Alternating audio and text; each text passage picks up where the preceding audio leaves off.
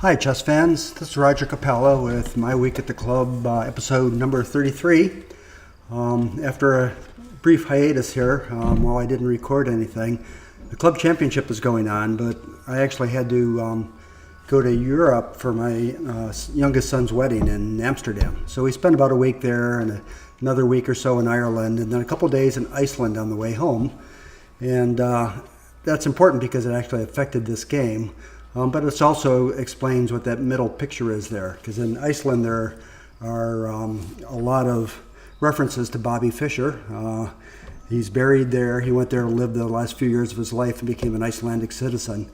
And this picture I have in the middle of the right there is a little alleyway called, I don't know if you can see it too well, but a little alleyway called Fischersund.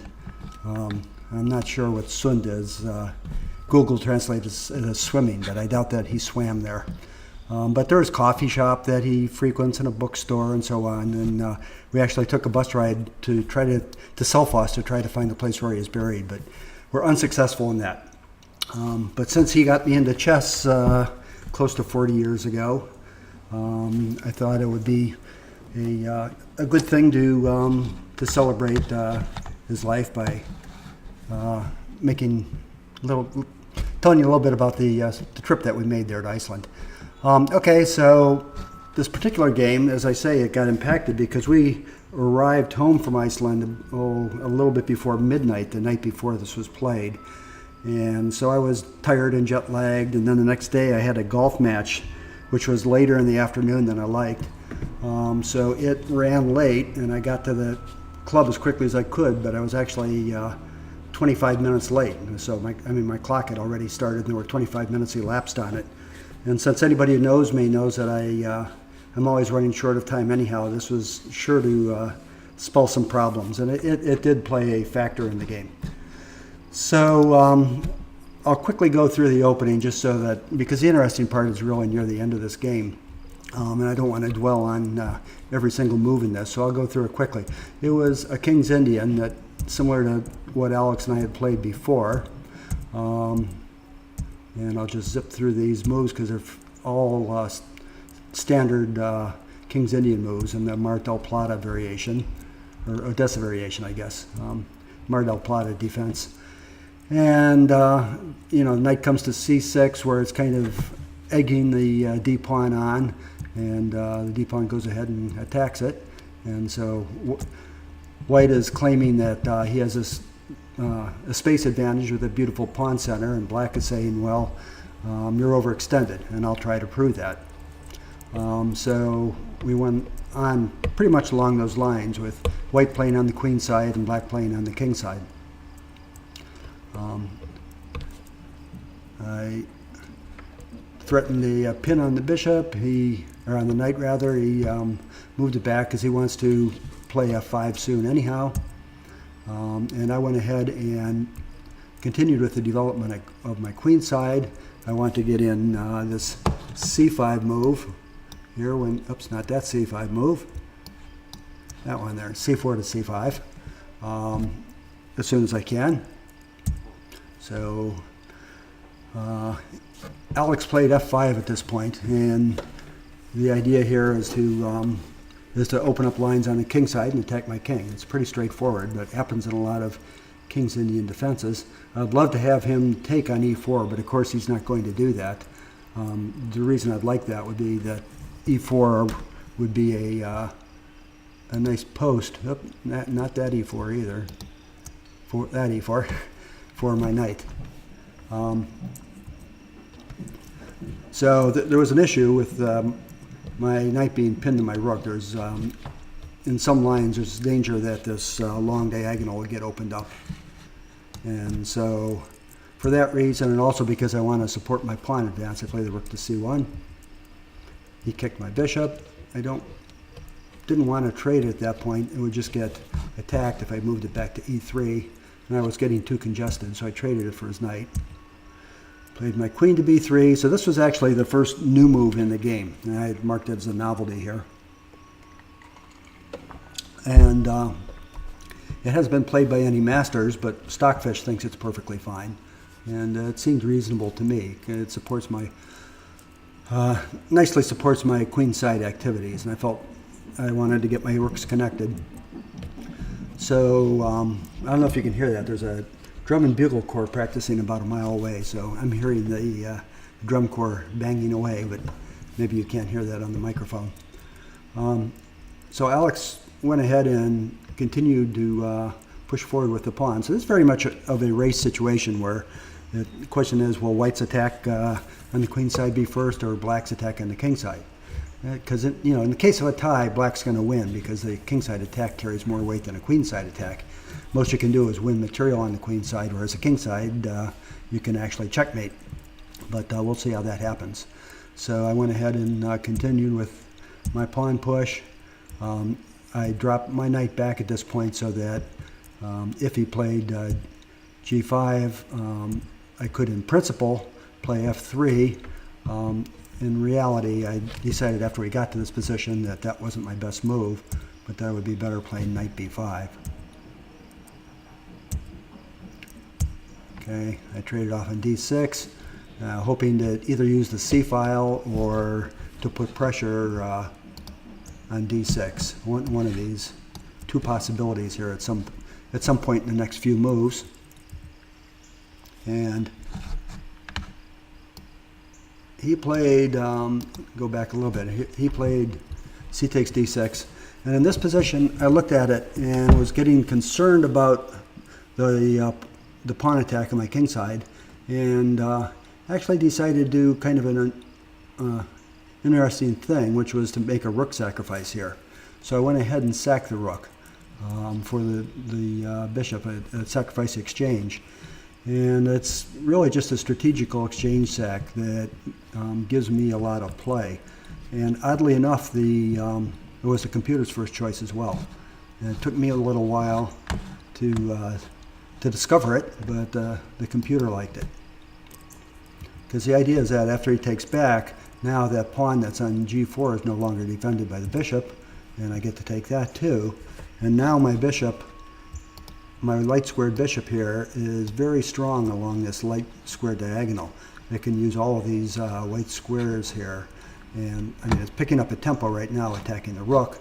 But even after the rook moves, I have some very strong squares to post that bishop on. And I figured that bishop plus a pawn are worth a rook. And Stockfish seemed to agree with me. Now the alternatives were to try to slow down his attack by doing something maybe like pushing a pawn. But if I push the g pawn, he could just continue with f3. And I have to drop back. And now he's got some potential serious threats here sometime in the future on g2.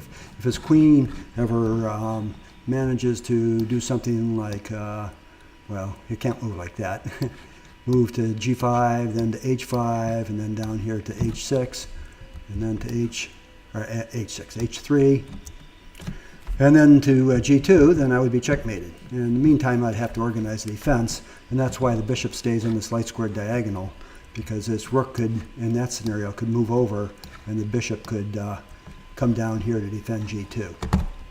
But I didn't like the sort of long-term threat of that pawn on f3 hanging over my head.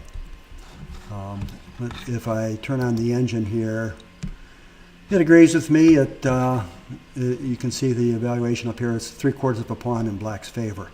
So it likes black's game at this point and wouldn't like this line to play for me. Similarly, if I played f3, he could have just continued pushing with g3. And now it's true I can lock up the pawn position with h3. But long term, this is a very risky thing because this pawn could, I mean, the bishop could even sacrifice itself for the pawn on h3 at some point. And if the queen is sitting here, maybe you can trade off the bishop for these two pawns, and with the queen threaten checkmate on h2. So that didn't appeal to me too much. So, you know, for example, an immediate queen h4. Well, Stockfish doesn't like it. It thinks that's premature because I have the exchange sack again to go ahead and have some counterplay. But it looked pretty scary if I just let's see. It's taking the bishop immediately. Okay, if I don't take the bishop, if I did something like played the rook over, for example, then that bishop sack is very strong because he takes, I take back, he takes with the queen, and now how am I going to stop checkmate on h2 and f2? That's pretty serious attack here, and if I play knight f1, there's a possibility of this pawn advancing and a mate on h1 or intrusion of the queen. So anyhow, it looks very bad. I didn't want to go into these risky lines. So instead I sacked the rook immediately. Stockfish like that. Let me turn the engine off so we don't get a roar from the fans. Good in Fenway, but bad in computers. And so he took back, and I took the pawn, attacking his rook. The rook has to move, and since his a pawn is on pre, he went back and defended that with rook a8. I played knight c4. That's not the best move. Stockfish says that instead I should play an a4 immediately, and then after he kicks my knight away, then my knight can drop back to a3, and I can support this pawn advance b5 very nicely. So there's still nice play for white on the queen side. Instead, the way I played it, playing knight c4 immediately, I thought I was being cute, but after a6, the idea I had in mind of knight going into b6 is actually tactically not justified. And Alex failed to find the rebuttal of it, the refutation.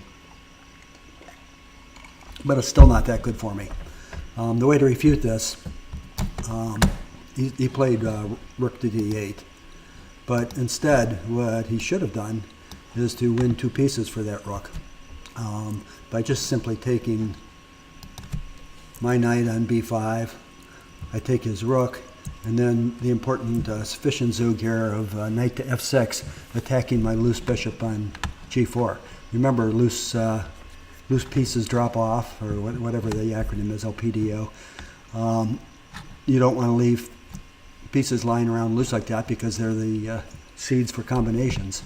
And in this case, I would have to take time to move my bishop, and then he picks up the rook. Very simple. And now, as a result of all those trades, remember I sacrificed an exchange going into it. I'm actually a whole piece down in this game, and so it's much better for black. A couple of pawns worth. Okay, so instead he played the rook to d8. I came out here, dropped back with a knight to a3. And then he went on the attack with his queen. My bishop is undefended, so I moved it to one of these good squares. And it's really just the strength of this bishop that saves the game for me, really. There are a few places where he could have put me away. So a better thing to do here, actually, would have been queen to f3. And then white's actually marginally better. And the point is that I've blockaded this f-pawn so that it can't advance. And the way I played it, with the bishop going to e6, then he could have advanced the f-pawn. Oh, it's noon. That's a bird clock that's hooting at me. It's not really midnight. He could have advanced the f-pawn, and I can't take it, obviously, because it's defended by the rook. And I've gotten myself into a situation where I'm going to have to be very watchful of these light squares that I don't get checkmated on them.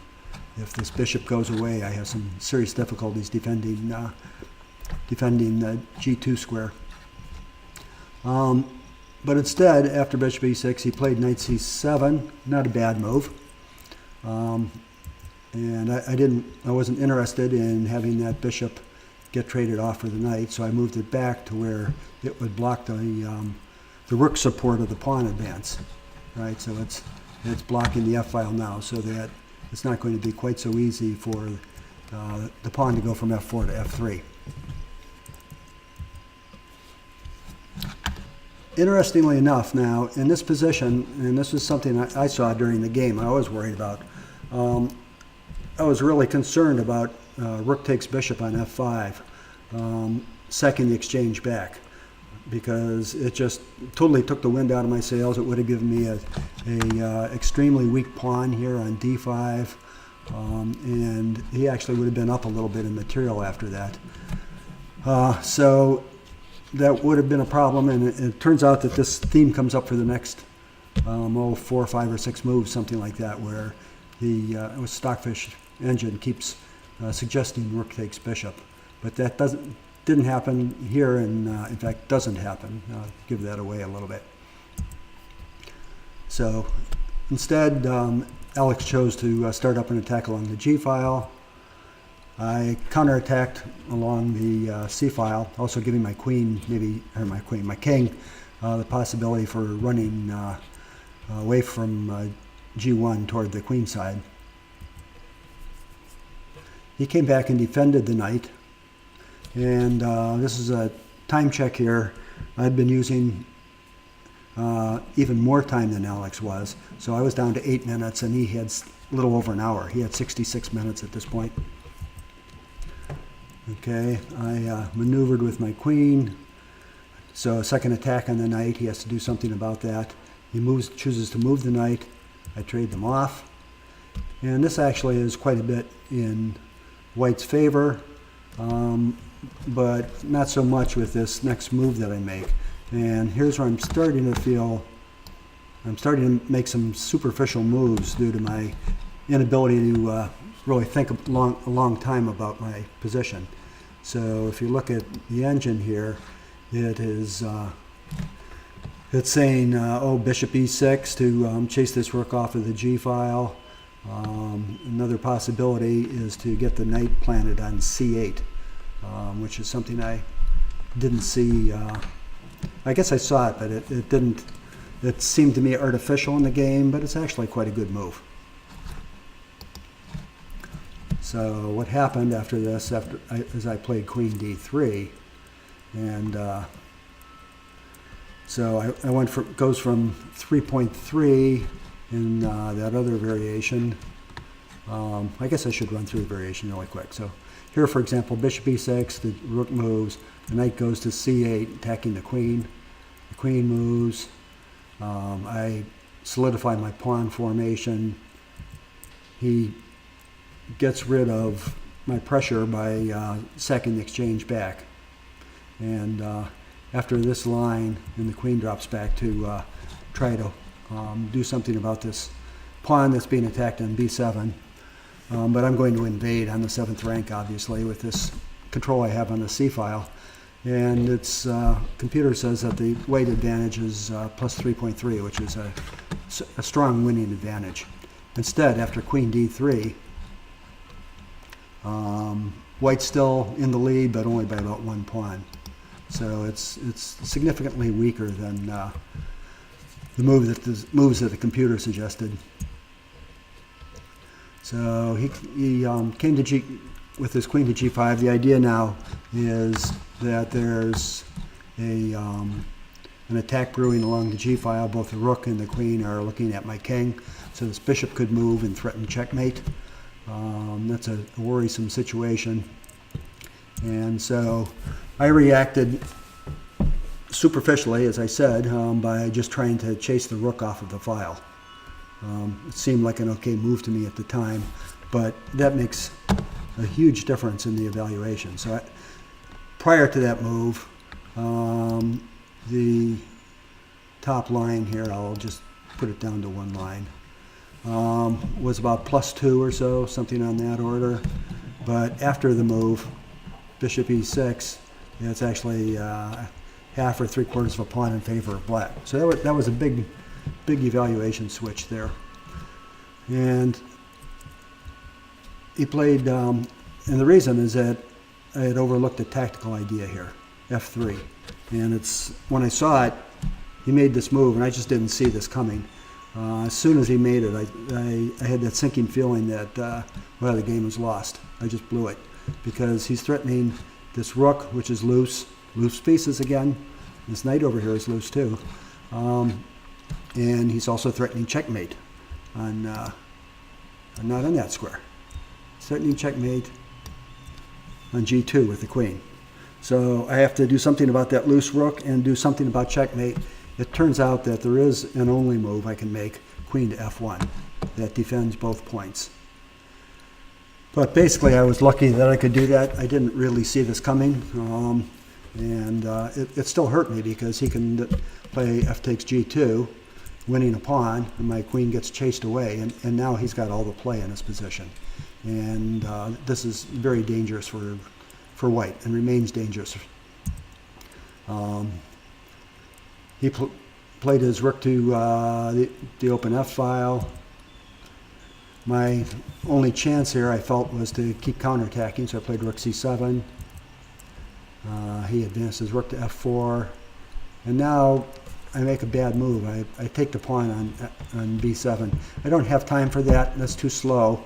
And what I really need to do is just play this knight here to c8 and bring it back to the king side, where I can use the knight, rook, and bishop to do something about his king.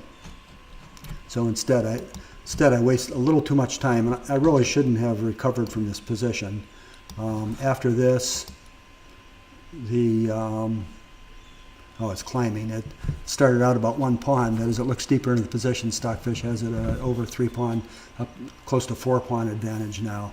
And I think when it keeps climbing like that, you know that it's truly a bad situation. It's finding nothing but good stuff in the position. So after I took the pawn on b7, he doubled up his rooks on the f-file, threatening to take here on f2, and then the rook can come to f1. This is looking very scary for white. So what I did was to block the file, to cut a coordination of his 2 rooks. Hot day, so I need my iced tea. And once again, it's happened many times. Stockfish says, just sack the rook for the bishop. And in fact, at this point, he'll just win the f pawn immediately if he takes that bishop. But instead, what the movie makes, I skipped the movie makes. After bishop f5, he played his bishop to f6, and now Stockfish says this is a draw. I didn't feel like it was a draw at the time, but it appears that in all variations, white is able to draw the game. So I played knight d7, which is okay. It still maintains the draw. He played queen to f4, threatening queen takes on f7 check. The king would have to move out, and then he could play his queen to h1, and basically he's going to get a queen. I'll have to trade my queen for his newly born queen, which will basically be the end of the game. So that's a very serious threat. And I remember looking up at the clock at this point, and I had 42. We both had about 42. I had 42 seconds, and Alex had 41 minutes on the clock. And so that was a pretty dire situation. And so I lashed out with the only tactic I could see that had a chance of winning, or not of winning, but I thought actually at that point that maybe there was a chance of winning, but really what I was hoping for was some way to keep from losing. I went ahead and took the rook with my queen, and this ends up being an exchange of my queen for 2 rooks. So he takes my queen, and I get the other rook, and now it looks like there surely must be a checkmate with the bishop, queen, and pawn all attacking my king. But I couldn't find one, and neither could Alex. He actually thought for quite a while here to try to find a checkmate. And he made, I believe, an only move here. So if we analyze and look at 3 different lines, yeah, that's true. See, the top line is rated 0, 0, 0. The other 2 lines are +4 for white. So it's the only one move actually saves the game for black here, and he's not winning at all, even though it felt to me like it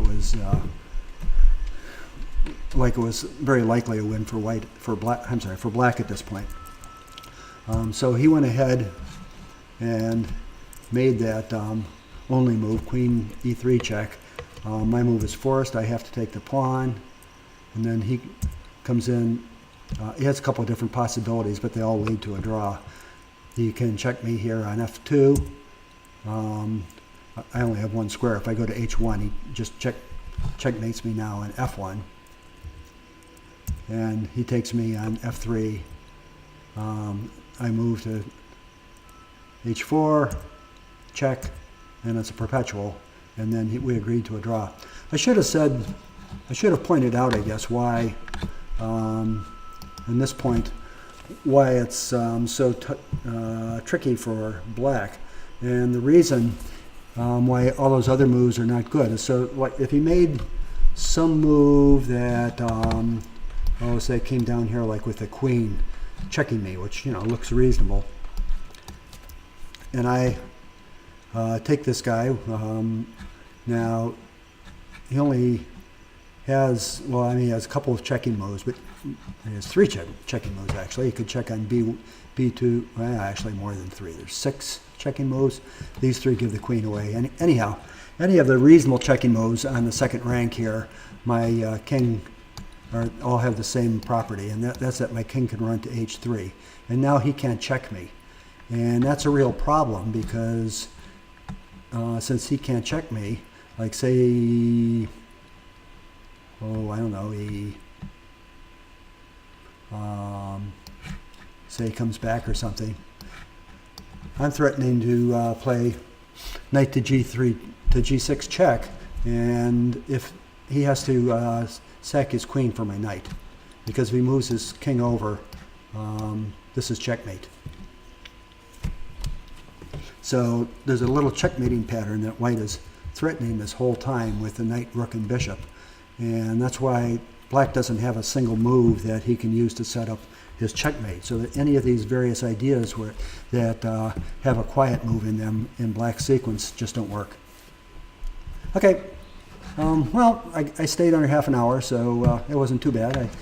I hope you enjoyed it, and I actually have played yet another game, a makeup game with Ken Gurge. I should ask him how he pronounces it. At home here this week, so I'll see if I can get a video out on that as well. So long for now. This is Roger Capello signing off.